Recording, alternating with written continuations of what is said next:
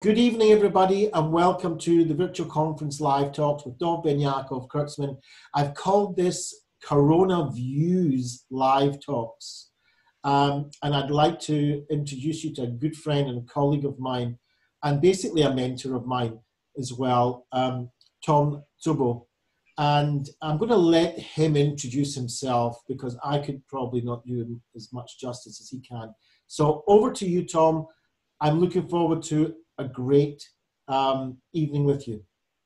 Ravi, Dov, you are as much a mentor to me as you say I am to you. So it's a reciprocal relationship for sure.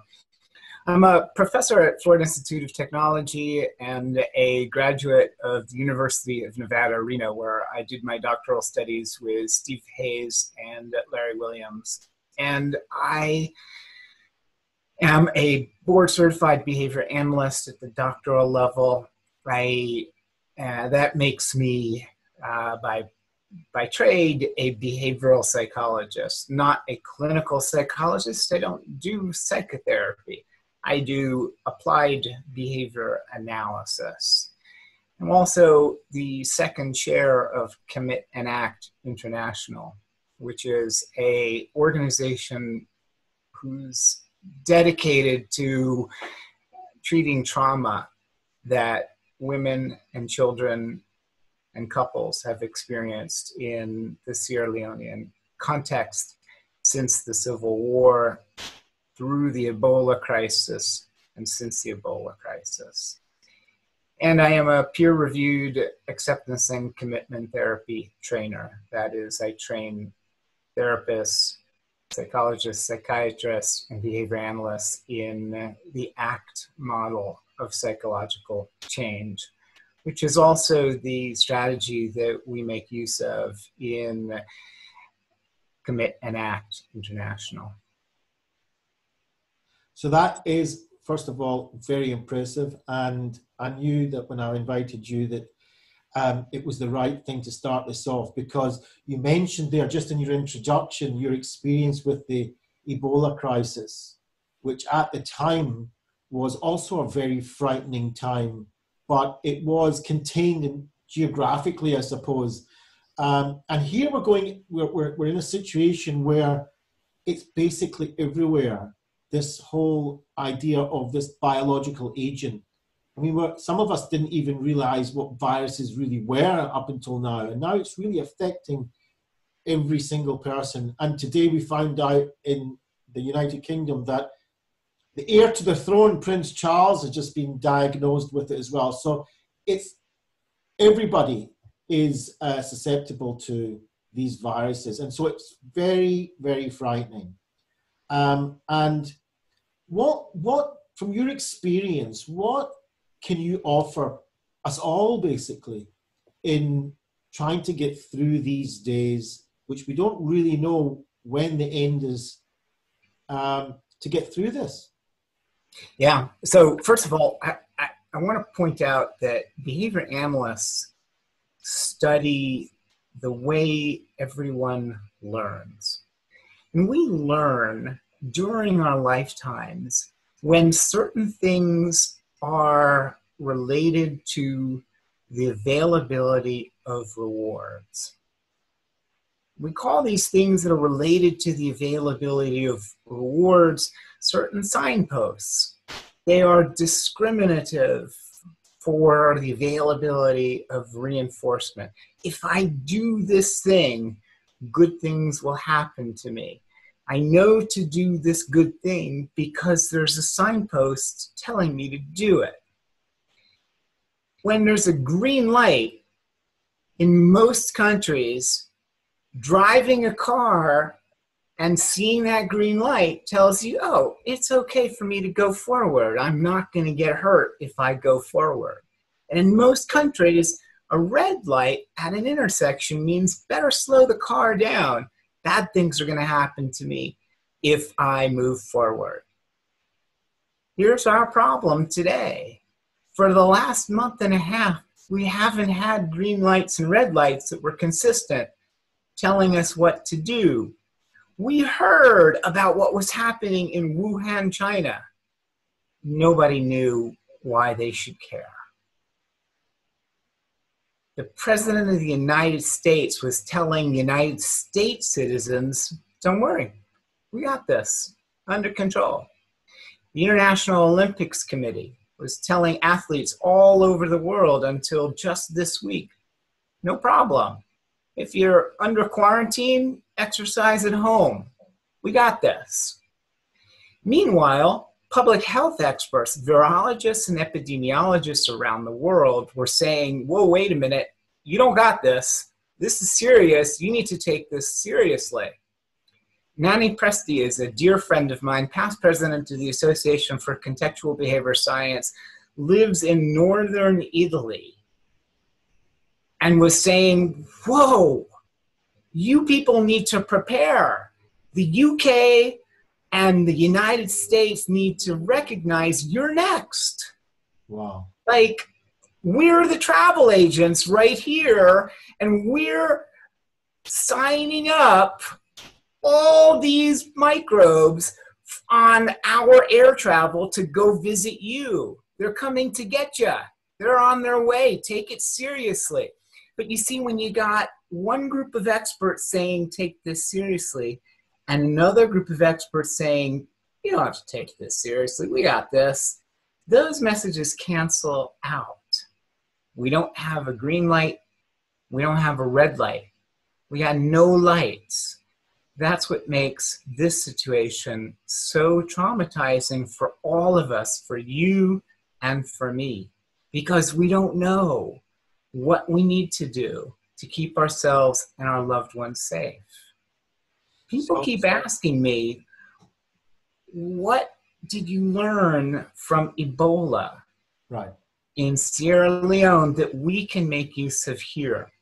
There's two things that I want to point out. The situation in developing nations, which were ground zero, Liberia, Guinea, and Sierra Leone, for the Ebola crisis, is very, very different than the situation that we're experiencing here with coronavirus. In the developing nations, there was no infrastructure whatsoever for containment. The hospitals were perfect breeding grounds. People went into the hospital and they were housed 2 people to a bed. If hospital workers had any personal protective equipment whatsoever, they simply washed it at night and then put the same personal protective equipment, I'm talking about masks, on the next day. And they didn't have respirators, which are the advanced form of 95% particulate that gets contained by a respirator mask, or 99% or 100% on the most advanced models. They didn't have any of those. They just had surgical masks. And they didn't have gloves all the time. And more importantly, they didn't have enough needles.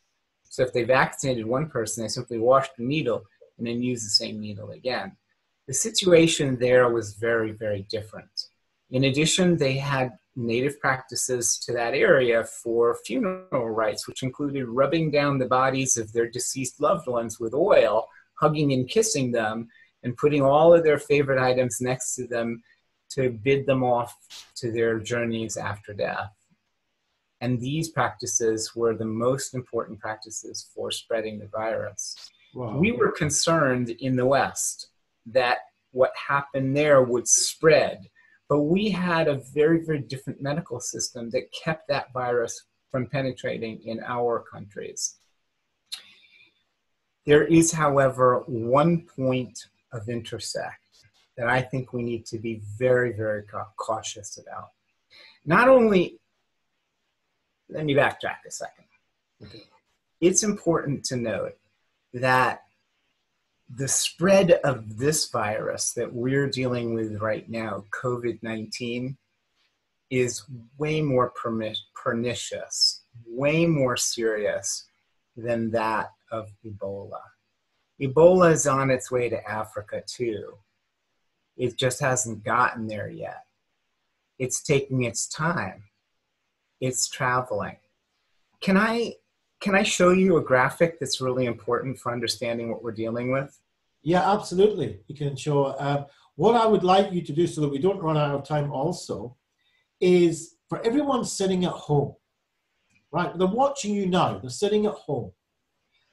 What what can we do just even to get through the next few minutes, the next few hours, the next few days, that you could advise us or maybe even show us now that we could, you know, using your ACT knowledge, your behavioral analysis knowledge, what can we do physically to help each other, to help ourselves to deal with the fear?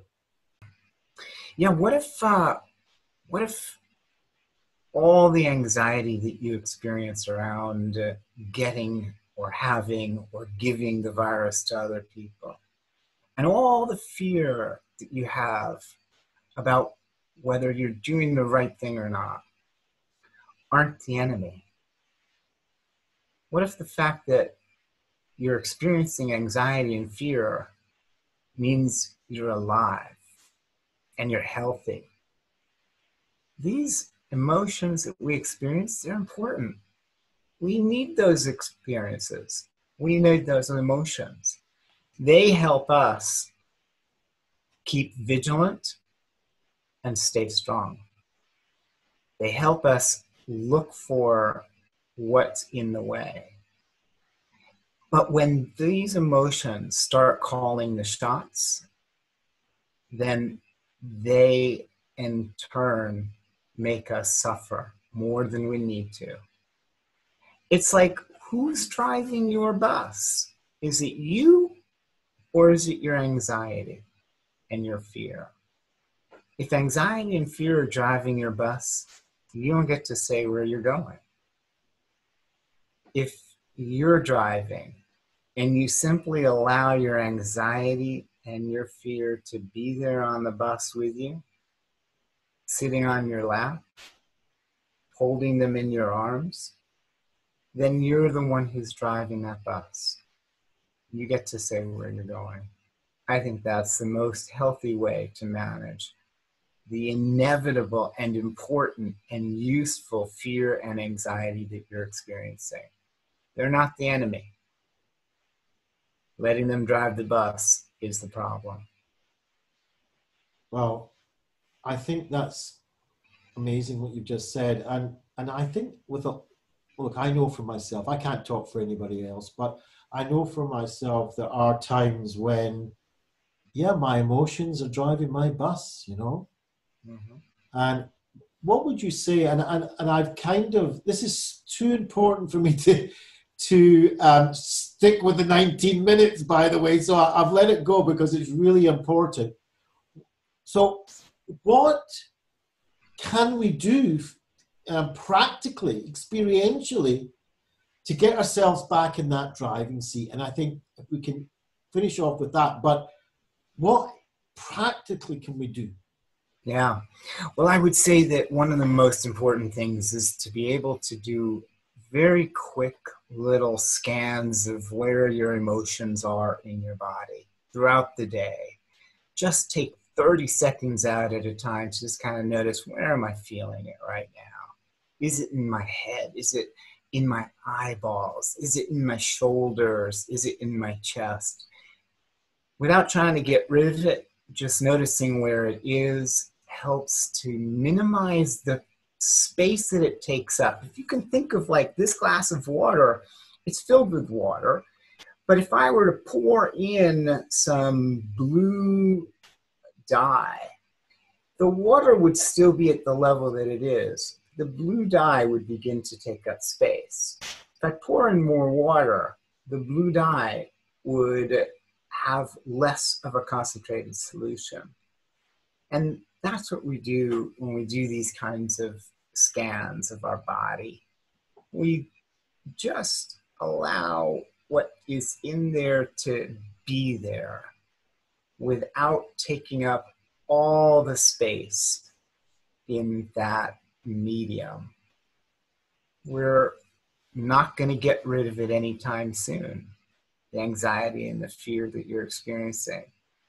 But it can be less important in the end than everything else. The water that you drink, the air that you breathe, the food that you eat, the love that you share with people who you care about. That's beautiful. So basically, opening up, making space for what we're experiencing inside. Doing that body scan, as you said, going there from top to bottom, just kind of observing, identifying what we see showing up, and just making space for it. And you mentioned also something else I think is important. At that same time, or more or less at the same time, looking at the things that are important, that mean things to us, the water, the air, the gratitude that we've got for what we do have. I think that's a beautiful formula that you've just put out there for us. Expect in the Western nations and in the Eastern nations that when people are at home for 24 hours a day with their kids, kids are going to be difficult for them. And the probability of aversive childhood experiences is going to increase. We need to figure out ways to help parents recognize the stress that they're feeling is just the stress that they're feeling. And we need to, as a culture, prepare for the increase in the probability of aversive childhood experiences. We need to help parents figure out ways to manage their stress, kids to deal with the stress of living at home, and we need to, as a society, prepare for the probability of increased aversive childhood experiences to come. Well, I think you've absolutely hit the bullseye there, because my experiences in even the last week and a half is that great parents are beginning to experience exactly what you're experiencing now.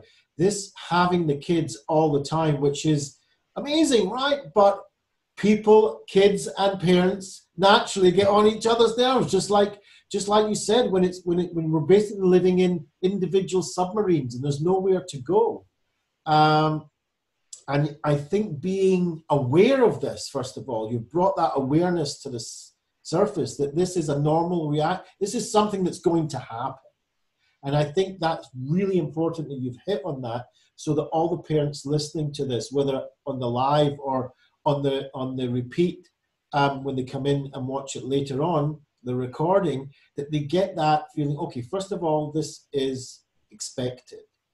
And to prepare for that, to prepare that it might happen. I think the only thing that I can offer is that, 11 o'clock in the morning UK time every single day, I have a ACT mindful workout for half an hour, 45 minutes every day. And I really, really recommend that the parents, mothers and fathers, even bring your children along, and we do it together. And we have this sense of community, sense of support.